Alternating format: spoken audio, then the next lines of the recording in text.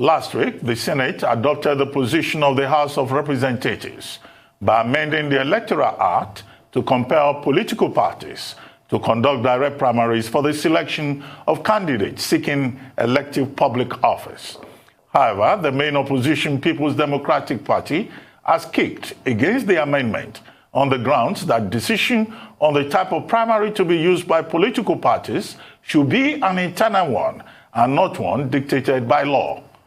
The PDP has also argued that not all parties in the country have the necessary infrastructure to successfully conduct direct primaries at all levels, and the attempt will lead to hundreds of litigations that might jeopardize elections.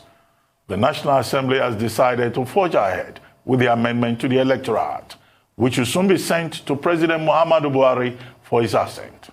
Now joining us to explain why the Nigerian legislature is adamant about the adoption of direct primaries is Honorable Musa Sarkin Adar, a member of the ruling All Progressives Congress and the lawmaker representing the Goronyo-Gada Federal Constituency in the House of Representatives. Honorable Adar will also be talking to us about the crisis-ridden state congress conducted by the APC at the weekend. And of course, as a federal lawmaker representing Goronyo constituency in Sokoto State, he will be telling us what efforts have been put in place to put an end to the bandit attacks in his state. Welcome to the show, Honorable Adar, and good morning. Thank you for joining us. Good morning, Dr. Ruben and your team over there. Well, as they say, charity begins at home. Let's begin with the bandits attack in your constituency in Sokoto State. How do you feel about this, and what do you think of the concern that has been expressed by the Sokoto State Governor, the Right Honorable Aminu Tambuwa? Do you think a time will ever come when there will be peace in your constituency? Yes.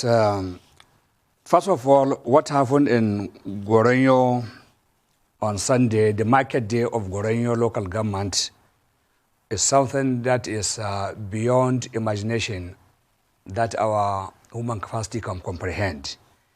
A day before then, on Saturday, a higher power delegation of the security committee of the Goronyo community met with me as their elected representative to discuss issues of the security situation in the domain, and was also calling on me to come with ways to help them overcome the challenges, part of which was to help them get guns. I'm saying this openly, without fear of any harassment or intimidation from any security agency. My people came to me and met with me as their representatives, a committee combining both APC and PDP members from Goronyo local government, requesting me to help them to source guns to protect themselves because they have lost confidence in the security agencies that have been deployed in the area. And they said a detachment of mobile policemen that have been deployed to Goronyo local government have turned into extortion of money from people within the area rather than protecting them. And some of the officers that are there were complaining bitterly that they were hitherto in Lagos, now moved to Goronyo to go and curtail the situation there. But they said they have not been provided with necessary equipment to fight the insurgents. They confessed that the firepower of the insurgents are much more than that of them, that I'm talking to the mobile deployment to that. And again, something of worry is the concern that one of the officers confided to the community there that some of them are going to be moved to go to Anambra to monitor the election that is coming up in a couple of days. And he is fearing that the number that will remain may not be more than 10. If police officers deployed, especially from Lagos to Sokoto State to Goronyo in particular, will now be moved to go and monitor election in far Anambra State, an election that will take only one day, against the backdrop of where people are being terrorized daily. they are being killed, they are being maimed, their houses burnt, their property seized by the bandits. It is something of serious concern and something that we should not take with any apology and with any excuse.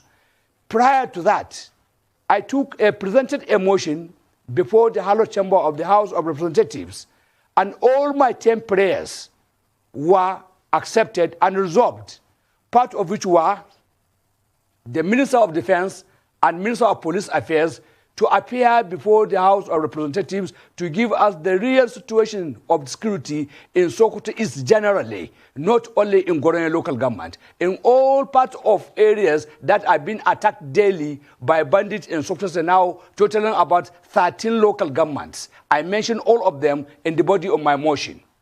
And 2, we also urge the security agencies to deploy adequate troops to curtail the insurgency going on in all the affected local government areas, because the heat the bandits are getting in the fight against banditry in Zamfara and Katsina State, which Sokoto State happen to border with, they are now migrating to Sokoto State, and that's how they came to terrorize the people in Isa, Sabon Birni, Goronyo, Raba, Tureta, Gudu, Tangaza, Ilela, and part of Gada local government. So my motion was adopted and resolved. And even after that, the security agencies appear not to have had what we have resolved. Because if they have had it, or if they have taken it serious, they would have provided their presence there to take unnecessary action, and this wouldn't have happened. It is unfortunate, and it is very sad, that even we as lawmakers that are constitutionally empowered to represent our people and also to talk on behalf of the people of all concerns, our calls, our motions, our laws are being brazenly disobeyed. Then what hope and what else could we talk about? Before then, don't forget, supplementary budget was presented to the National Assembly, and it was assented with speed. With the speed of light. In that supplementary budget, I know the provision made for all the security agencies such that they could be more empowered to acquire more equipment, to pay allowances of their personnel, and to go and muster themselves to go and to cover all the areas affected. Unfortunately, the monies given for the supplementary approval have not given any effect, because until now there's no increase in the joint operations of the security in these our areas. In fact, the situation have worsened. The title of my motion is Worsening Security Situation in Sokoto State, because this is not affecting only one local government, it's affecting 30 local governments, and anybody is free to go and verify this. We should not be looking at things as it does not affect me or it does not affect you. This thing is affecting everybody. From the report I got from people in Goronyo local government, on Sunday being the market day, not only people from Goronyo were killed, people from other neighboring local governments and communities that came for the market day were equally affected by this banditry. It could be people from other states next time could come anywhere. As Nigerians, we are free to move to any market day. These people, that is the source of their livelihood. Somebody could leave his state of origin to go to another state to go and do his business, legal business, to earn a livelihood for himself and his family, and only for him to be attacked and killed by these bandits. And yet, our security operators are daily and always being given money. My most worry and concern is, at any time these budgets are brought in the National Assembly, I feel very sad with the way even our colleagues, nobody raised a question of critical concern. Where are this money going? Where are these funds going? Let me make this very clear. For all those that are getting public funds and they are diverting it for their personal use, whatever office they are occupying now, they should remember there will be a day they will leave that office. And there will be a day for reckoning. Let them look at what is happening in other parts of the world. Even after you leave your office, a commission of inquiry could come, and you must come and account for your misdeeds in your office. If you are privileged to occupy an office, you should take pride and be grateful to your Almighty Creator, the God, that you are here there to try to make a difference, try to improve the welfare of people, try to improve the safety of people that you have been employed and trained and given opportunity to serve, to protect them. Opportunities come to all of us. We were elected. We are not elected only to come and parade ourselves on television or anywhere. We are to come and represent our people and talk on their behalf. And we are talking.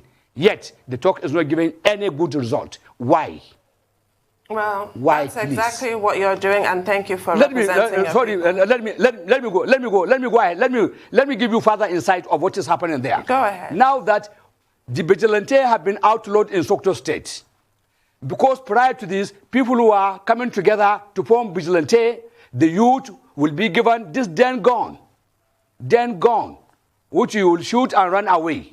But yet with that, the insurgents before were becoming apprehensive of that. They were not coming with full force. But when they know the vigilante have been outlawed, they now have gotten power, they become more emboldened. Again, this telecommunications system in our areas have been cut off. Almost in all the 8 local governments in the affected areas, there's no communication. So even when the bandits are seen moving, there's no way to communicate, even to the security agencies, to tell them these people are moving from this angle to another angle.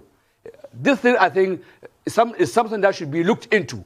If it was meant to curtail the movement of the or the operation of the security agents in that area, for now, it should be restored. So at least people can now report, and people can now have a sigh of relief that they have communicated with the relevant authorities. This should be as a matter of urgent importance, that communication should be restored in those areas. Because at the time this thing happened, it was in broad daylight, between the hours of 2 o'clock to around 5 o'clock. And from Goronyo to Sokoto is about 62 kilometers. And you could imagine, we have all the security presence in Sokoto State. We have a division of the military, we have a brigade, we have a command, we have the Air Force police there, we have the police, we have an AIG office there, and yet this thing happened. Prior to this, similar things have happened in other parts of Sokoto State, in Ongolele, in Sambri local government, in Gatawa, in Sambri local government, in Pajaldou, in Degeshini local government, and other villages of Troto local government, also in Gudu and part of Tangaza local government. It happened also in Ilela local government. And yet, things are happening on intermittently, yet there is no rescue in sight. Please, I wish to use this opportunity to call on all our security agencies, their heads, please have fear of God. Please have fear of God. Come and do what you have been assigned to do. You have been given responsibility. You choose to be there by yourself. You have been trained. You have asked for this and that. You have been given. Yet a situation that is supposed to be overcome within a short period of time is prolonging from the northeast now to the northwest. We don't hope it will extend beyond this. And this is not something that cannot be done. It has happened in other countries. Right, Honorable. Many countries have faced these challenges, and it was overcome. Right, please, Honorable, I'm begging in the name of God who created you. Please come to the rescue of our people. Challenges. Come and save our people. And do your civic and constitutional duty. Please. Well, my question, you painted quite a picture of corruption, ineptitude, nonchalance, wrong priorities. The whole picture you've painted is extremely grim. Now that the governor of Sokoto, your governor, Aminu Tambuwal, has made a direct appeal to the Chief of Army Staff during his visit to Sokoto, Lieutenant General Farouk Yahaya, do you see any changes? Do you think that the situation will change? I would want to give the Chief of Army Staff benefit of doubt. Like I have said earlier, I presented a motion in the House. It was adopted. And in that motion, all the security agencies were directed of what they should do. Over 2 weeks now, they have not done anything. I hope the Chief of Army Staff will now listen to the call made by the governor of Sokoto State and myself here on behalf of the entire people of Sokoto State, not only Goronyo local government.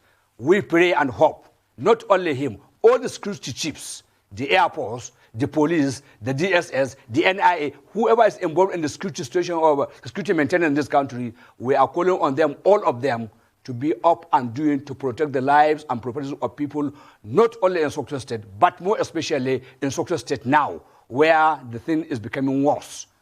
Please, they should stand up. They should go and check what is happening with their subordinates. They should not always think that everything that is said, they will be protective.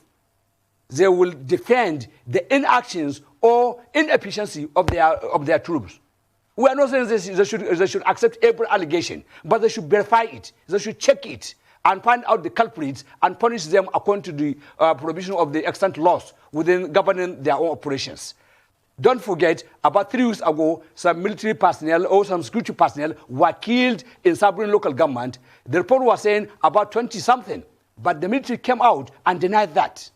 I know they were doing that not to demoralize other troops in other parts of the country that are in other operations, but notwithstanding, at least a situation where somebody lost life should not be covered.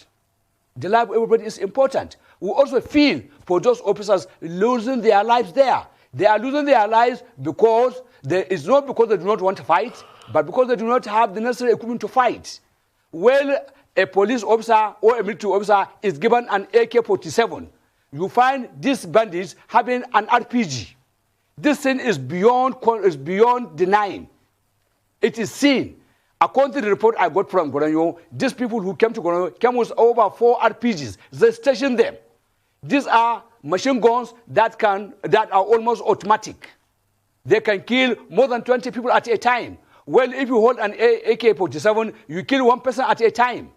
And the distance traveled by a AK-47 is more than quadruple by the RPG. The military and the security, they know this better. What is happening that until now, all the monies that are given, there are no enough RPGs that you can deploy to areas like this. What is happening? And I'm saying this, I'm not making allegations baselessly. I am making an input for them to know. I'm ready for any of them to call me to come and share my information with them. We live with our people. They tell us. Before, I used to doubt the information I was getting from the locals. But now I have no iota of any doubt that what they were telling me is quite true. Because everything they have told me, that these bandits move from this place to this place in the day hours. And they are seen in numbers, driving on motorcades. Now they are driving in Hiluxes, brand new Hiluxes. Where do they get all this? Where are our custom officers manning all our borders? Does any bandit come to any market to buy any Hilux? If they are smuggling them from the borders, where are the custom officers? What are they doing there? We have controllers of custom all over the federation on all the border areas. What are they doing? They are there chasing people, bringing rice. They are killing people who bring in rice. Well, the bandits are bringing arms and ammunition into this country. For God's sake, what are these? And all of us are people of faith. We are Christians and Muslims. Yet we go to churches every Sunday, or we go to Jumat on every Friday. And we come here and we start bragging that we have achieved this rank and that rank. Anybody who reaches 30 years of service should know that it's 1 leg in, 1 leg out.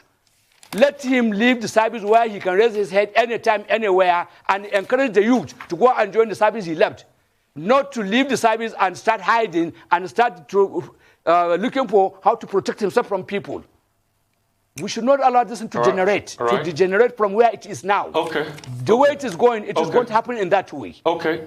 Asa, thank you so much for all you've said, but let me get to the root of something. You said the state outlawed vigilante and they were helping in the fight against bandits or terrorists as it is now, because these people that can carry RPGs are not civil, they are not bandits, they are not just marauders, they are terrorists, let's call them what they are. You say the vigilante used to help, even with their dang guns. Why did they outlaw them? And what should be done? Should they be brought back, at least to act like a first line of defense? They should be allowed to come, because even before now, people, is like I said, everybody will come out in the night with their dang guns and their torchlights. They will go and mount security checkpoints on the main entrance of their villages and towns. Because prior to now, the bandits used to come in the middle of the night. They will go and attack people, carry away their women and their young ones and go with them, and they will ask for ransom. And before then, they can even kill. So now people decide that let's come and protect our village and town for our women and young youth and children and old ones to sleep in peace. And now it is becoming all over. Even the women are coming out to protect themselves. Then something happened. The vigilante went and did something very, very ugly. And they moved from not their domain, they moved into another local government. They went and killed about 18 Fulanis without raising necessary question to know whether these Fulanis were part of the bandits or not. Then for that, of course, something must be done. So the vigilante shouldn't have been outlawed entirely, but they should be regulated. They can even be asked to apply to obtain a license or a permission. There are ways of becoming a corporate society of any sort. If you want to become a corporate society for business or for protection of lives of your people on there are laws, there are provisions that you can apply and you can be granted permission. And in that, you will be told what to do. Even the dengon can be numbered and can be licensed. But now, people are getting the dengon without having license. In fact, some people are getting AK-47 to protect themselves. And the danger is most of them are not known. And if care is not taken, even after the banditry, those that hold the guns, you can retrieve it back from them. And they can also become another security threat in future. The history of banditry and all terrorism in this country, right from the south to the northeast, up now to the northwest, it happened from these smaller actions where people stockpile arms in the name of self-defense. And after that, they now transform into something different, and that's what brought us to the calamity we are facing now. So we have to do something very urgent. We have to know whoever holds any gun.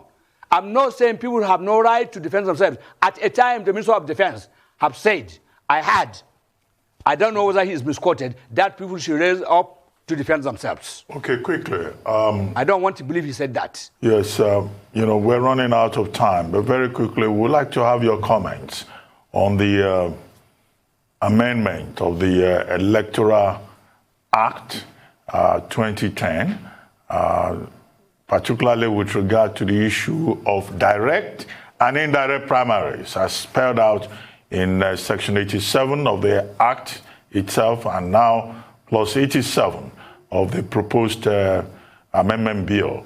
Now, the latest is that both the House of Reps and the Senate are both now on all fours with regard to the recommendation of direct primaries. But there have been objections. There are persons who have said, there is also the People's Democratic Party saying that, look, that cannot work, simply because these parties are at different levels of growth and development, and also with regard to internal structures.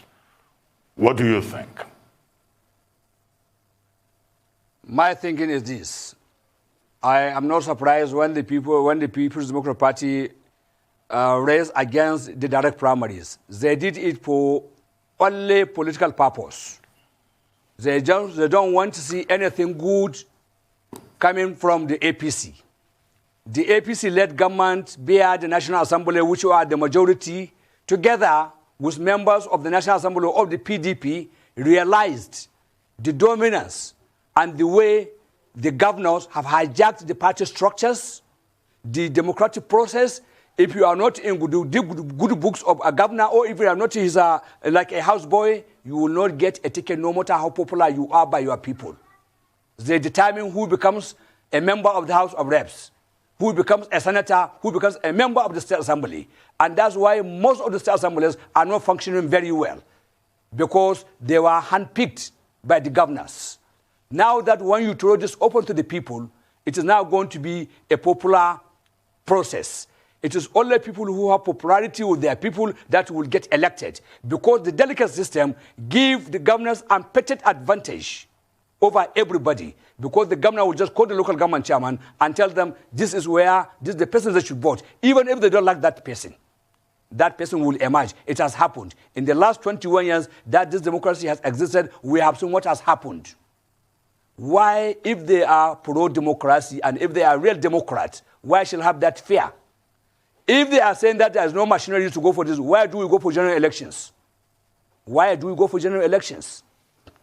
The fears they are raising is nothing more than nothing short of, like I've told you, the APC have brought back democracy in action for people to choose the people they want, right from the party level. So for that reason, they want to get something that they can campaign with. And time has come. We should be united for the progress of this nation. Well, we shouldn't always be partisan in every issue that has come. Well, let them allow it to go. No, can you hold on a minute? Can you hold on a minute? Now, it's not just the PDP that has protested about this decision to impose direct primaries on the political parties. After all, we saw how direct primaries, that mode was used to manipulate the process in Lagos State in 2018, 2019.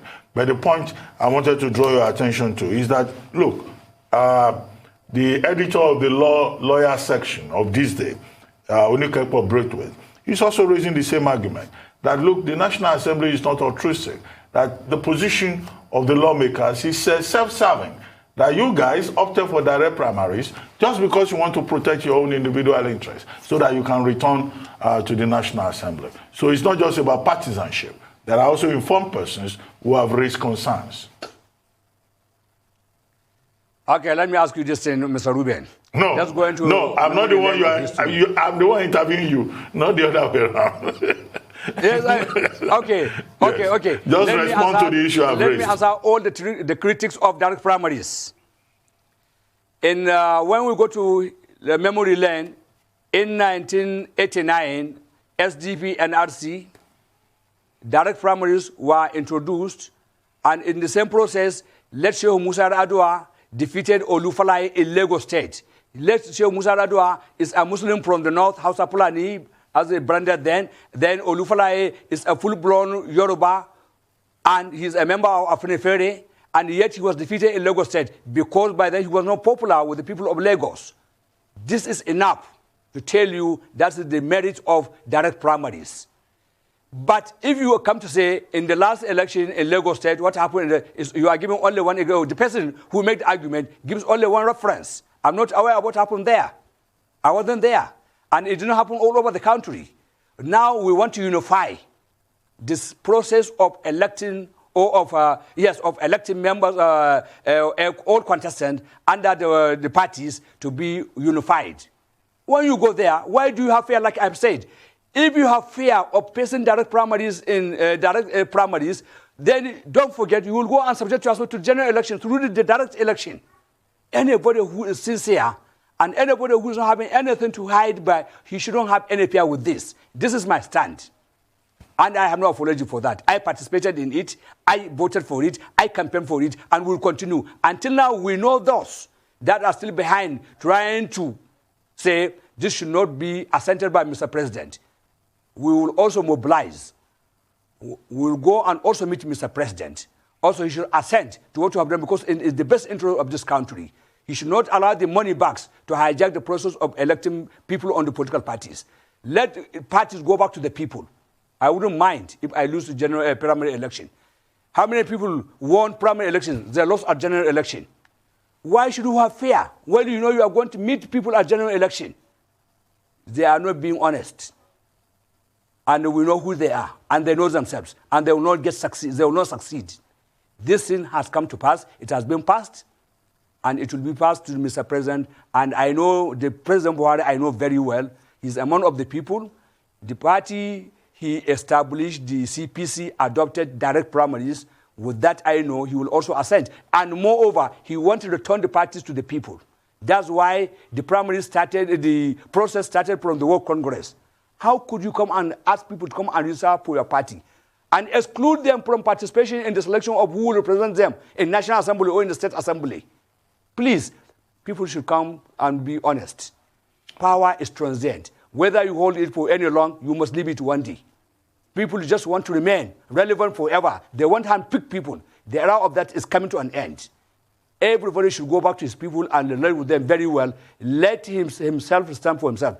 Just last week, Governor Senator Aliyu Magatu Ramoko, on arrival to Sokoto, all the people who came to welcome him from Abuja, he told them, direct primaries have been adopted. So anybody who thinks that it's Ramoko that is going to give him the ticket, or is the party official that will give him the ticket, should now go back to the people who will give him the ticket. Let's embrace this, and let's go for that.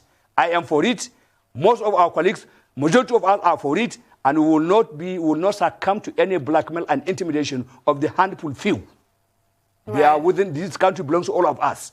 We have a duty. We have a duty to stand for our people. We have a duty to stand for this country. Even if anybody loses election, what else? Go and prepare yourself for another election. If you lose election in this particular election, go and find out what is your ears of the people. How did you get it wrong? Right, then go and amend yourself and improve your relationship with them. Right. And get back. Is that the advice that you would give with regards to the APC congresses? We saw some scenes with violence. We saw parallel congresses all over the country. In some cases, there were forgeries. The Congress was not able to hold. Obviously, APC has the dispute resolution mechanism. There's going to be an appeal process that will take place at the end of the month. But what's your take on that whole situation? My take on that, the democracy is growing and people are becoming more interested into the process. And that's why when somebody appeals, he is not popular enough in the mainstream, he will go and conduct a parallel only to get recognition, so that he will have a ground to petition the party, and maybe the party will look into it and call for reconciliation. That's nothing more than that. Like in our state, Sokoto state, that's what has happened. Some people have claimed to have held parallel Congress, whereas the national headquarters of the party have sent in and organized and constituted a board to conduct that election, and they came to the party secretariat. They met with the acting chairman and the acting, all the exco that were acting in then, and people who were called up from the ward to the local government, all the delegates, about 1,500 and something, they came and they voted. And you could find somebody to go and hire about 100 or 200 people into a hotel, and also to hire another person that he knows in Abuja to go there and stay there and say he has come to conduct election, only because they want to boost their morale to have a bargaining ground. The era of that should be over. That's why we are giving ourselves to the judiciary. Always we come, we have this wrong, we have that, everyone to get it at anyhow. At the end of the day, you end up in the court, and whoever has more money will get it. We should begin to appreciate, to follow the rules of the game. Every game has its own rules. We should begin to follow those rules. Go and face your opponent, or go and face whoever is challenging you. If you defeat him, fine. If he defeats you, accept the defeat. Simply and move forward. Life does not begin and end with a particular position. There are always more opportunities outside any opportunity you are holding at any time. People should not take things that I must get this at this very time. You cannot. So many people, how many, all of us together, the elected people all over Nigeria, we are not more than 2,000. Well, thank you very much. We have over 200 million people. They are living in their life happily and peacefully. And some of them are more prosperous than us. Well, and some of them are also making more contributions than those that are elected. So people should begin now to understand. Thank you very much.